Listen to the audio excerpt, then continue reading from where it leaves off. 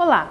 Dando continuidade então à nossa disciplina de comunicação e expressão, aqui nós vamos continuar vendo algumas unidades de composição do texto e algumas características então que envolvem essa produção textual. Primeiro vamos conceituar essa fala. Texto é a unidade linguística comunicativa fundamental, produto da atividade verbal humana e que possui sempre caráter social. Está caracterizado por seu extrato semântico e comunicativo, assim como por sua coerência profunda e superficial, devido à interação comunicativa do falante de criar um texto íntegro e a sua estruturação mediante dois conjuntos de regras, as próprias do nível textual e as do sistema da língua. Então, basicamente, como diz aqui, ela é de caráter social. Está relacionada então ao falante, a quem emite, a quem recebe essa mensagem. O texto como unidade de sentido. Aqui nós vamos entender e vamos ver algumas características que devem estar presentes no texto, na construção da produção textual e também aquilo que você pode ou não utilizar de acordo com o seu objetivo. A coesão. Para que haja uma construção textual coesa, é necessário que os elementos do texto se comuniquem. Em outras palavras, a coesão textual pode ser entendida como a aplicação dos conectivos nas orações. Então, o que são os conectivos, né? São aquelas palavrinhas que unem o contexto maior. Então, eu coloquei até um exemplo aqui. Nós não sabemos quem é o sortudo, mas ela sabe. Então, esse mas, ele está fazendo essa conexão entre a primeira parte da informação e a outra. Isso é o que nós chamamos de coesão. É quando esses elementos conectam as palavras ali do nosso período, dando sentido, então, àquilo que está querendo ser dito. A coerência. Já a coerência é marcada em relação ao texto como um todo, a relação que se estabelece entre os parágrafos e o que está explicitado no contexto, seja ele com as informações internas ou externas do texto em si. A coerência textual, ela já é considerada algo que abrange o texto como um todo. Então vamos pensar assim, que a coesão faz parte dos parágrafos, é a relação de conexão entre os elementos de um parágrafo menor.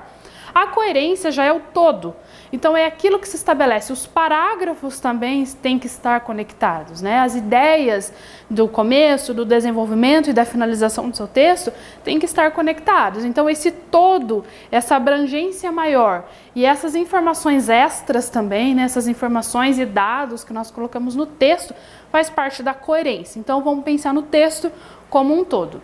A denotação. O sentido denotativo de um texto se refere ao seu sentido literal. Então é quando você utiliza uma palavra realmente no seu sentido literal, querendo dizer aquilo mesmo, não quando você utiliza algo, mas querendo dizer outra coisa. Então o sentido de denotação, o sentido denotativo é o seu sentido literal. A conotação é aquele em que usamos as palavras no seu sentido figurado. Quando dizemos uma coisa, na verdade, querendo dizer outra, né? Normalmente utilizado muito aí na ironia, até mesmo no diálogo, quando você fala uma coisa, mas na verdade não é bem aquilo que você quer dizer, é o oposto daquilo. Então é o sentido conotativo. Intertextualidade. Acontece quando nos referimos a algo que já existente no texto que estamos construindo. Então, normalmente é quando você traz uma informação extra, uma informação à parte do seu texto, contribuindo ali para as suas ideias. Né? Só tem que tomar cuidado porque às vezes a gente exagera um pouco na intertextualidade, trazendo muita informação extra sem pensar na sua construção como um todo. Então a intertextualidade é interessante desde que venha para acrescentar a sua ideia.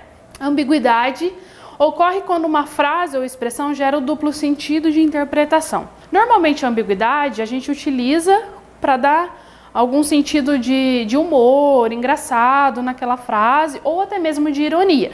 Mas às vezes a ambiguidade acontece sem que a gente perceba. Por isso que é interessante sempre reler o texto, fazer aquela revisão mesmo daquilo que foi colocado de informação, porque se você está escrevendo um texto informativo, por exemplo, ou dando uma notícia, alguma coisa, a ambiguidade não pode aparecer. Né? Então você não pode gerar dúvida ou gerar um duplo sentido se a sua intenção não é essa. Então só tomar cuidado aí, porque a ambiguidade ela não está errada. Não é errado você usar a ambiguidade ou acontecer a ambiguidade no seu texto. Isso tudo vai depender do seu objetivo e da característica do seu texto. Os vícios de linguagem. Os vícios de linguagem podem ser entendidos como elementos utilizados na construção do texto para enfatizar algo ou acontece sem que o autor perceba, de forma equivocada. É a mesma questão da ambiguidade, né? Então, às vezes acontece aí uma repetição desnecessária, um pleonasmo.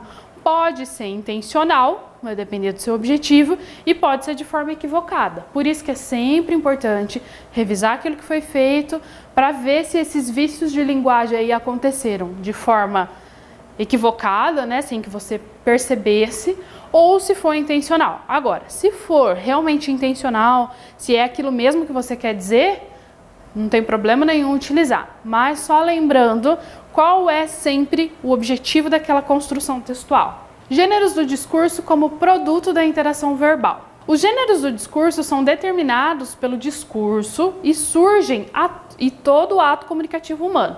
Então a gente pode entender os gêneros do discurso como toda forma de se comunicar, então toda forma de discursar, vamos pensar assim na questão da palavra em si.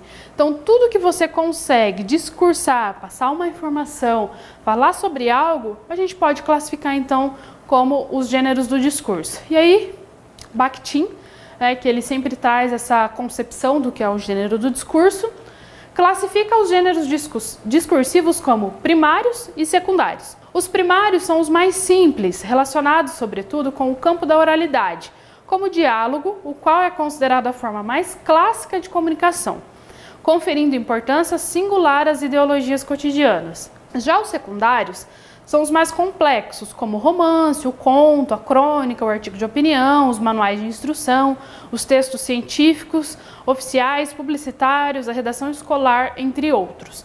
Então aqui a gente tem essa divisão dos textos primários e secundários estabelecidos por Bakhtin, mas todos gêneros do discurso. E aí, gêneros discursivos. Então trouxe alguns exemplos aqui, né? O anúncio, conferência, o cordel, a crônica, a fábula, a notícia, a parlenda, receita médica ou a receita culinária, o relatório, o repente, a reportagem, o romance.